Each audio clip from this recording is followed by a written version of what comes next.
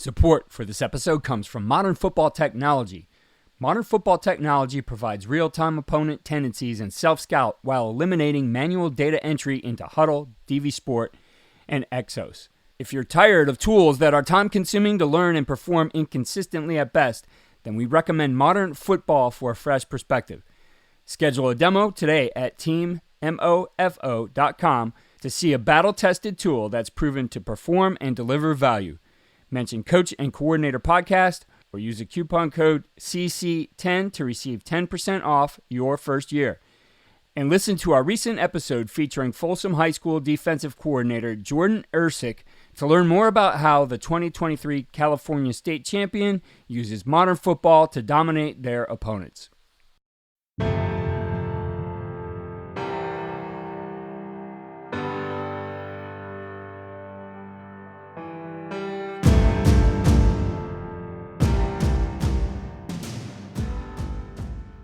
I think as trust is built, you can have as many gimmicks or different things you want, but ultimately it comes down to trust with young men.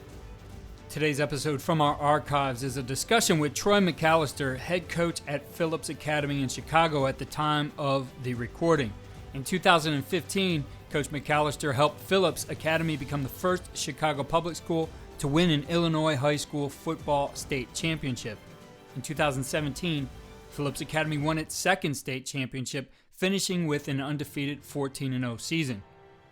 Coach McAllister talked about his experience at Phillips Academy and building a program from nothing. What comes through in this conversation that applies to any program at any level is that to reach the top, the focus must be on the right aspects of the program and in the way which the players are developed. We share our winning edge takeaways and ideas for implementation after the interview. What you see on tape is a direct reflection of what you teach and how you teach. Video is important, but if you don't teach well, you're not going to like what you see on your video.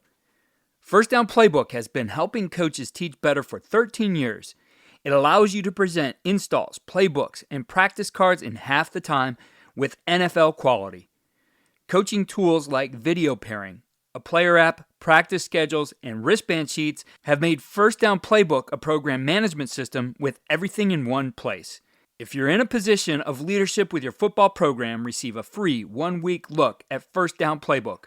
Call them at 512-814-6158 or visit them on their website or social media.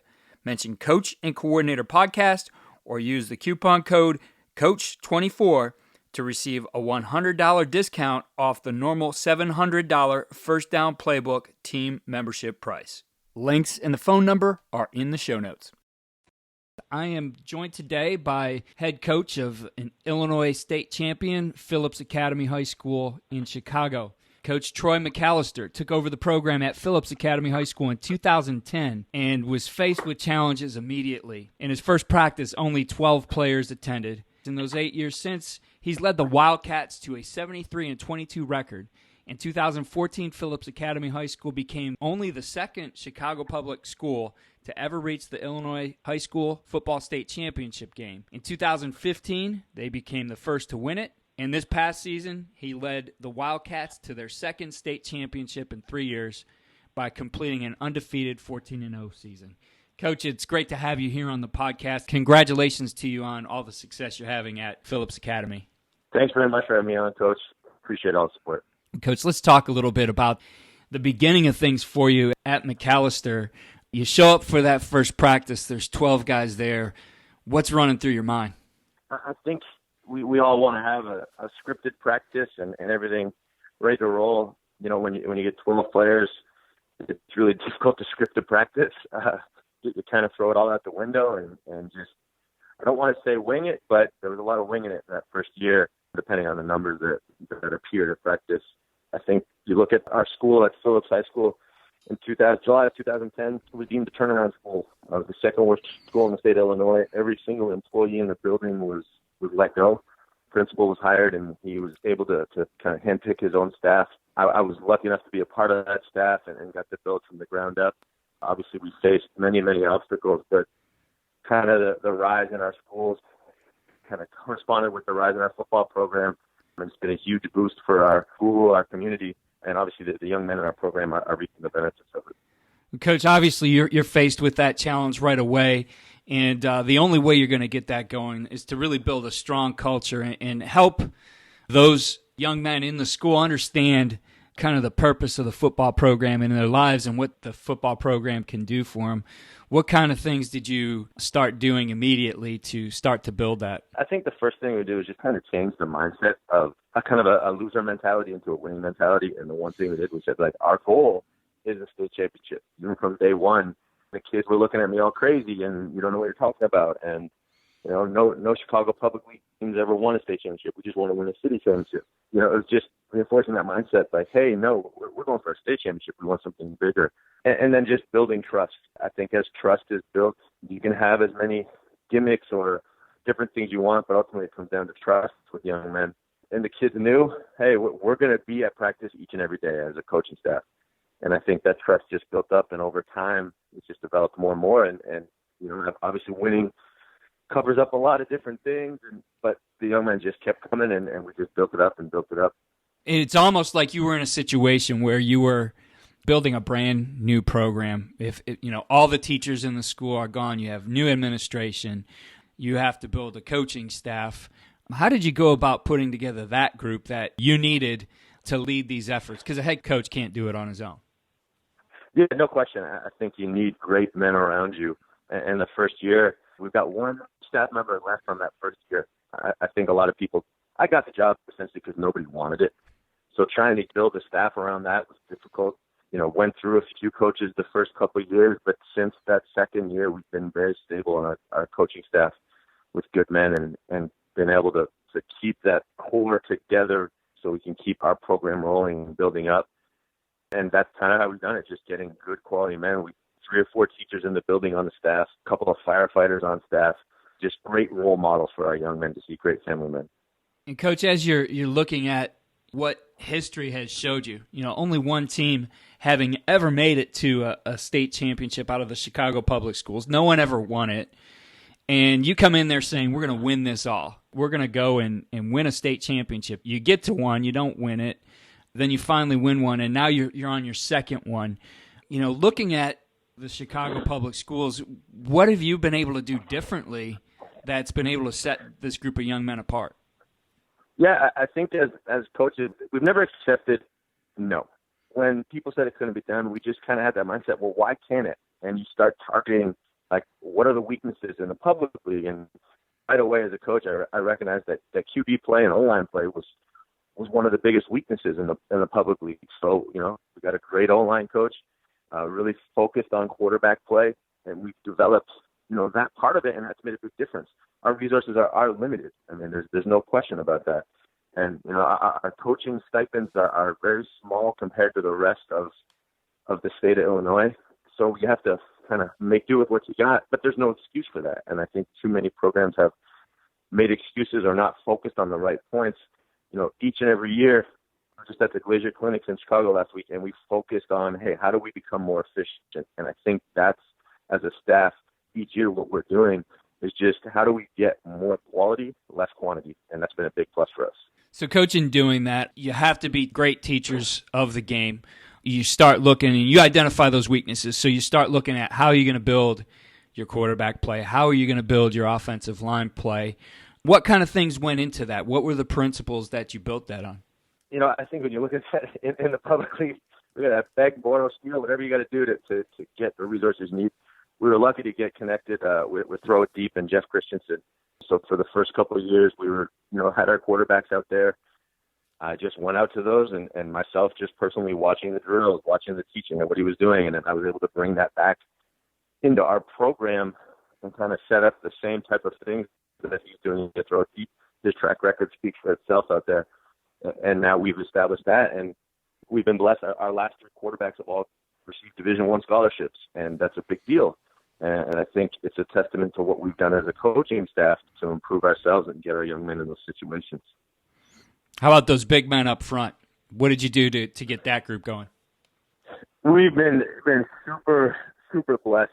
Mike Berry used to coach O-line at USC, Colorado, Tennessee, many different places.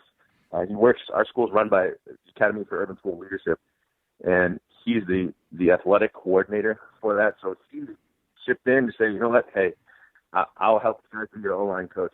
He's awesome. He's an old guy. He's a tough old guy, but he's great with the young men and teaches them the teaching technique and getting them ready to play and get better each and every week. And now we've year in, year out had great offenses. Offenses obviously led by the offensive line up front. Coach, if we were to look at Phillips as the model for building the inner city public school program, what are the 3 tips, first things you would have coaches focus on to be able to replicate what you did? One thing I look at is we set expectations. We don't have rules.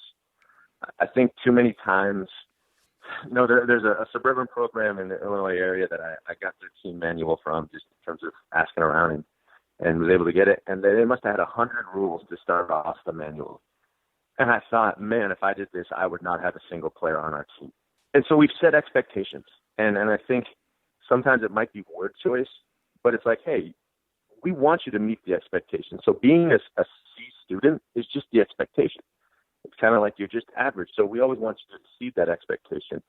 And that's kind of been our mantra, so to speak, is just expectations versus rules. Then the next piece, obviously, you look at accountability. I think too many people overlook things. And you have to be willing in today's society with young men and how things are, you have to be willing to hold that young man accountable. And for me, what I've recognized is the one thing that the young man always wants to do is play football. So if I can utilize playing time or, game time, like taking a game away on a basis of, hey, you didn't meet grades this week, you're not playing this week. Or with 8:15 school start, and I do an 8 a.m. check-in every day. They're late twice in a week. They sit a half. 3 times they're out. Doing those things, but holding the young man accountable, not just having it that piece be, well, it's okay, this happened, and hey, we're in the inner city of Chicago. The young man has struggles each and every day. You can't allow those struggles to be a crutch for them. They have to use that to, hey, you've got to push harder, you've got to do greater things. I know you asked for 3, but those are kind of the 2 things I think that have molded ourselves. And to give you a third, I think we utilize the classroom. Yeah, we don't practice that long. We never practice in full pads. Our average practice is probably about an hour and 40 minutes, but we teach. And each and every day we are in meetings using film, using huddle, just drawing up the diagrams so that our young men are mentally prepared. I think over the course of a season in Illinois, we essentially start the first week of June because we have 25 contact days over the summer. And it's a grind for the coaches, too, and for the players. So if we are out in practice physically beating each other up every day, we won't make it. But if we can mentally have our players ready and rest them physically, they'll be better prepared for the long haul of the season. Coach, I know so much more goes into what you guys are doing in terms of the relationship with your players, being there for them outside of football. You got 3 or 4 guys in the school. How do the other guys outside of the school stay involved with that part of it year-round? Yeah, I think when you look at position coaches, they're kind of in charge of their position groups, and that entails, what's going on at home and what's going on in their lives. So they take an active role in, checking in, the coaches outside the building, checking in weekly. It could mean coming up to the school and sitting down with the guys, or it might just be a phone call or a text message, just, hey, what's going on? Just to keep, to let the young man know you're thinking about him, you're there. If anything's wrong, just let him know. And I think that big piece of just checking in, it just makes a huge difference because that young man doesn't get lost, doesn't feel like he's not wanted, and he's a part of something special. As coaches, we know that some of the biggest hurdles to our team's success can come from off the field. Your team needs support to tackle the endless list of expenses, uniforms, training equipment, travel, and more. But raising that money can feel like a full-time job. Thankfully, there's Vertical Raise. Vertical Raise is the premier online fundraising platform using innovative technology to create the easiest and most efficient system available. Raise more money in less time with a local fundraising coach who works with your team every step of the way to customize the ideal fundraiser. With options for online donations, digital discount cards, premium product sales, and even spirit shops, Vertical Raise has top-of-the-line solutions for every fundraising style. To find out more, visit verticalraise.com and we'll get you connected with an exclusive offer on your first fundraiser. So, Coach, going a little bit into your X's and O's and what you guys are teaching, and you emphasized teaching being an important part of it. When you kind of balance out that the skills and the fundamentals that you're gonna go out on the field and teach with the schemes and the concepts, the X's and O's parts, maybe even the strategy behind them, where do you find that balance and how much you're able to work on those things each day in practice? And then obviously, you mentioned, not having the, full gear on all the time. So doing it in a setting where there's limited contact. At the end of the day, we let our young men know, like, hey, when the game starts, you've got to go out there and play hard. There's no space in football for someone to play timid, to play soft. You have to be aggressive. You have to be physical. So I think in practice, it's not that we're not physical, but it's controlled physical. So we're going to prevent the big hit in practice, but we let them know. And they have to understand in the game, you have to make that play. And so the players appreciate it because they know, hey, coach is going to get us prepared. We won't have the same amount of bumps and bruises, but in the game, we have to take care of it. And I think scheme-wise, I just look at defensively what we do. We get after it. We're going to play cover zero. We're going to come for you. So we teach, it's all man coverage. So we're not worried about zone coverage because our defensive coordinator will say, like, I'm terrible at teaching zone coverage, but I'm great at teaching man. And he's great with the DBs. And for tackling-wise, space is your enemy. So we do a lot of drills emphasized on taking away space when we do tackling. And that just helps our young men, to have that opportunity. And with always coming after the ball, there's very few times where the running back gets that open field area. We kind of stop him before he gets to the open field to help us get better. If we were to play a traditional front, we would be a terrible team. We can't play linebackers, traditional 4-3 with linebackers off the ball. We're just not good at it, and we're not great coaches with that. But what we do, we're very good at what we do and what we teach. And then offensively, we're just trying to put our young men in space to make plays. We're going to run. We want to run it. We're going to run inside zone. We're going to run RPOs off it to take advantage of what the defense does. And we're just trying to get our young men the ball in space. Coach, I love that idea of really building around your staff, coaching staff, your coaches' strengths, letting them coach what they know well. I think it's such an important part of this. I think too many times we get enthralled with, some of those ideas and things we see working for other teams, and we think we can go out and implement it because we understand how maybe the X's and O's and the diagram looks and where people are supposed to be as far as assignment. But then you miss on all the techniques that have to go behind it. Would you agree that a lot of coaches maybe make that mistake? Oh, well, for sure. I think I look back over the past probably decade of the 3-3 and the 4-2-5, which are great defenses, and they really present a lot of opportunities for the defensive team to be aggressive. But I think coaches just kind of jumped into that because they thought it was the fad thing to do, not understanding the technique that goes into, hey, if you're going to potentially switch from 3-3 to 4-2, well, or you go from 2 gap to 1 gap, and that's hard to teach a young man both of those things at the same time on the defensive front.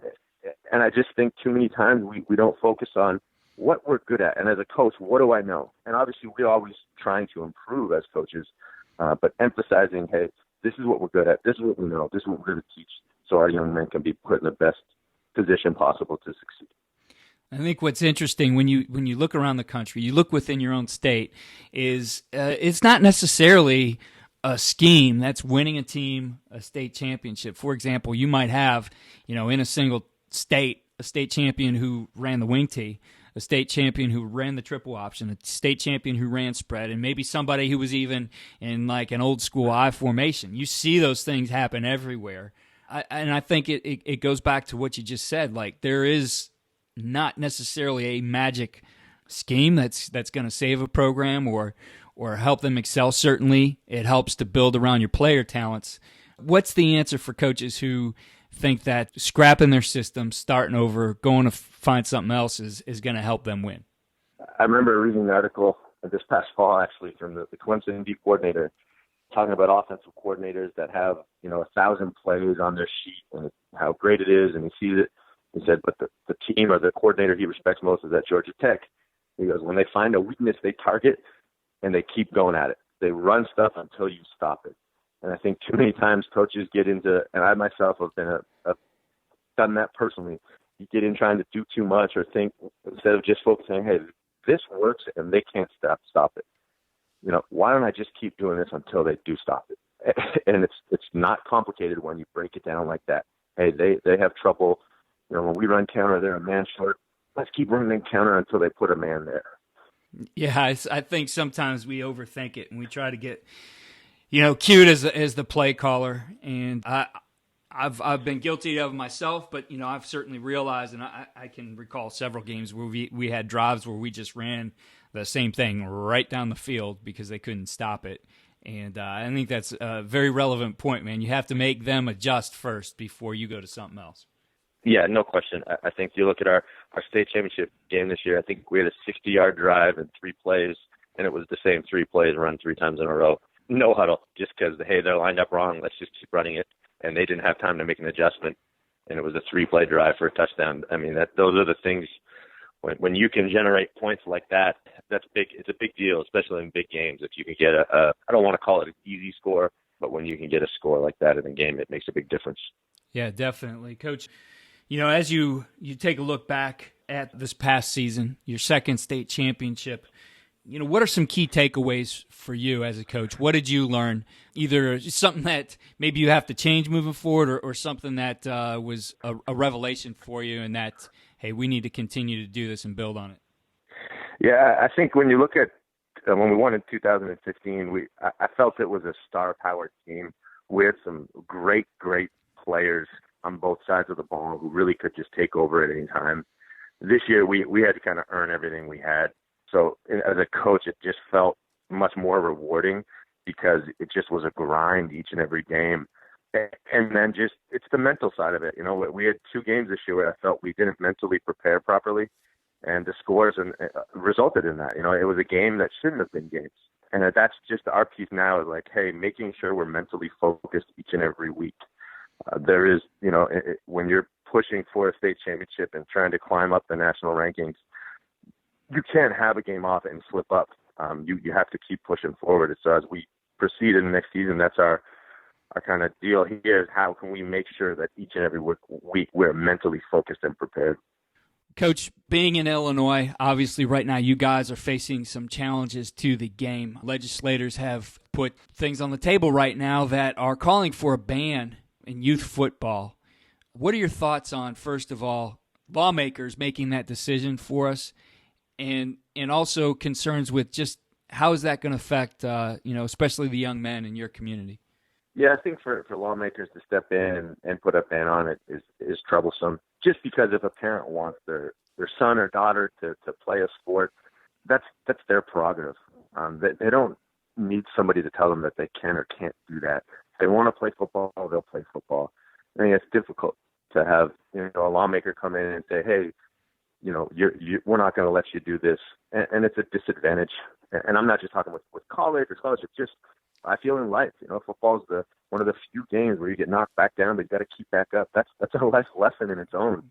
And I think as the numbers across the state are dropping slightly, I just think that it's a game, and what we're doing at Phillips in Chicago, like our numbers aren't increasing. We're up over 100 players in our program now, and it's a game that they love to play. And I think if you can get the proper training for coaches, which USA Football does a great job of doing, and making sure people are certified, it's okay if they want to put restrictions on coaches, like, hey, you can't do this until this training. And I think that does make a difference. And if you came to our practice, I think you'd be impressed with how we're dealing with the amount of hits that our young men are doing in a week. And, even in Illinois, we have limits on the amount of full contact we can do. And I'm on the Coaches Association with the state where we're sitting down with doctors each year trying to figure out what our best practices and implementing them in practice. And that makes a big difference. And I think that, to me, is the better part to do if legislators want to get involved. Well, legislate the amount of contact. Legislate how you practice. Legislate certification or training for coaches so that the young men and young women that play the sport are put in the best possible chance for success. Absolutely, and I think the coaching part of it is critical. We talked about that idea of needing guys who can teach this. Just don't go out and tell them. You have to be able to show them. You have to be able to demonstrate. That takes some skill. That takes training. You have guys who have spent their careers getting better at it. And God bless all those people who want to step in, off the street and had a little experience playing the game and help out. We certainly need their time, but we also need them to realize that this does require some training. We're going to need a little bit more out of you. We need you to go get certified. We need you to understand the safest ways to tackle, the safest way to block, safest way to defeat blocks, etc. We want to, keep our players safe. It goes beyond just understanding what a concussion is. It's now, that part of understanding how to coach the game is going to be critical, I think, as we move forward. No question. I think how we coach, what we do, it can be controlled. And I think the harder part comes, well, hey, if you get all these coaches certified, who's to say what they're doing in practice? But I think that's every sport has that piece where, hey, you have to trust that a coach is going to do what he's been trained to do and supposed to do. And that's up to each and every individual school, whether it be the athletic directors or administration, to come out and monitor, evaluate the coaches like you would a teacher. Are they doing what they're supposed to be doing? Make them turn in. I'm big on we should have to turn in practice plans to our athletic director to make sure that they can come out and, hey, this is what's happening when it's happening. And if that open dialogue exists, it's not meant to be punitive in nature. It's meant to make people better. Right. And I think that's where we have to get to. Coach, as you look at all the things you do in your program, I'll pose this question to you. You had to pick one thing that gives you guys the winning edge. What is it that you guys do? I just think for us, what gives us the winning edge is just our players are hungry. And it's not to say that other teams aren't hungry, but I think other teams that we face, their young men don't face the struggles that our young men do. And I think when it comes down to it, I can look a young man in the eyes and kind of call him out to say, so you're telling me, you do this, this, and this, but on the football field, you can't do this. And that look in their eyes when they realize, like, hey, it's a game. I can do this. I can do anything you need me to do, coach, because my life is more of a struggle. That approach, I think, is what makes our young men hungry, which makes them state champions, and which is going to make them successful men in the world. Coach, I really appreciate you taking the time. Best of luck to you guys in 2018, and would love to talk with you again on the podcast. For sure. I'd love to, and I really appreciate you having me on. It's been a pleasure. Here are our winning edge takeaways and ideas for implementation. 1. Have expectations, not rules. Coach McAllister brought up the example of the player's manual he looked at that had 100 rules. People in general don't want rules. They don't want to feel controlled, but they do want to be able to accomplish something and go beyond the expectations. A focus on expectations allowed Coach McAllister and his staff to establish a baseline and push beyond it. 2. Identify weaknesses, then research how to fix them and spend the time learning exactly how to. The Phillips staff identified QB play and offensive line play as a major weakness. They went out and learned how to fix those issues and brought back the plan and implemented it within their program. Finding the answers on the internet is only the first step. You have to dig deeper and talk to people who have those answers. Talk to the people who have done it. That will get you the additional details that will help you solve issues that will come up as you implement a concept, scheme, or technique. 3. Focus on efficiency. How do you and your staff get more quality and less quantity? This is a process of continuous improvement built upon fine-tuning every aspect of your program by having less that you do, but being deeper into the details of it. As Coach pointed out, there's no magic scheme that will help you win a title, but narrowing the focus will allow you to go deeper, and that will make the difference.